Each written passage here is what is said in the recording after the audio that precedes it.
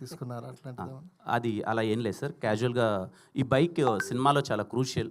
ఏదైతే బైక్ ఉందో బైక్ మీద చాలా కథ నడుస్తుంటుంది. అది చూపించకపోయినా ఇన్నర్గా బైక్ అన్నది చాలా లవ్ ఎమోషన్కి తాలూకు ఉంటుంది. వాడు ఆ బైక్తో చేసే ఒక చిన్న ఇన్సిడెంట్ వల్ల అది అలా వస్తుంది, అంతేగాని ఏం పెద్ద ఏం లేదు. ఒక డైలాగ్లో ఏంది రియలైజ్ అయిన వాడు అసలు హీరో అని చెప్పారు. అది మీ పర్సనల్గా ఏమన్నా కనెక్ట్ అవుతుందా? సార్ అర్థం కాలేదు సార్. రియలైజ్ అయిన వ్యక్తి హీరో డైలాగ్ అసలు సార్? హీరో అని చెప్తారు కదా. అంటే సినిమాలో ఒక డైలాగ్ ఉంటుంది సార్, అది చిన్న ట్రైలర్లో మిస్ అయింది, ఏదో టెక్నికల్ గ్లిచ్. ఏంట్రా నువ్వు హీరోవా అని అడుగుతాడు అవతల క్యారెక్టర్. అప్పుడు చెప్తాడు సార్, తప్పు చేయని ప్రతోడు నా దృష్టిలో హీరోనే, చేసిన తప్పుని రియలైజ్ అయినాడు ఇంకా పెద్ద హీరో.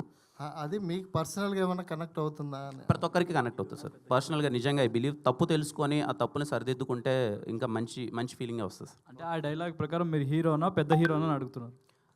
నేను చిన్న హీరోనా పెద్ద హీరోనా అని సెకండరీ థింగ్ కాదు సార్. కాదు, ఆ డైలాగ్ ప్రకారం అలా సార్ అది ఏం లేదు సార్, అది హీరో అన్నది ఏం లేదు. ఆ సినిమా అక్కడున్న సిచ్యువేషన్ కొద్ది అలా వచ్చింది సార్.